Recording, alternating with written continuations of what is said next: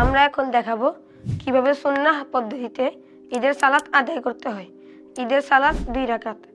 প্রথম রাকাতে তাকবীরে তাহরিমা সহ 7 তাকবীর। আল্লাহু আকবার, আল্লাহু আকবার, আল্লাহু আকবার। তারপর সূরা ফাতিহা সহ অন্য আরেকটি সূরা। আলহামদুলিল্লাহি রাব্বিল আলামিন আর রহমানির রহিম সাব্বিহ ইসমা রাব্বিকাল আ'লা আল্লাযী খালাকা ফাসাওয়া।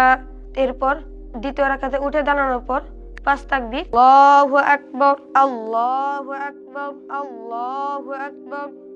তারপর সূরা ফাতিহা সহ অন্য আরেকটি সূরা। আলহামদুলিল্লাহি রাব্বিল আলামিন হাল আতাকা হাদিসুল গাশিয়াহ ওয়াজুহু ইয়াওমাইযিন খাশিয়াহ। আল্লাহু আকবার, আল্লাহু আকবার। আসসালামু আলাইকুম ওয়া রাহমাতুল্লাহ, আসসালামু আলাইকুম ওয়া রাহমাতুল্লাহ।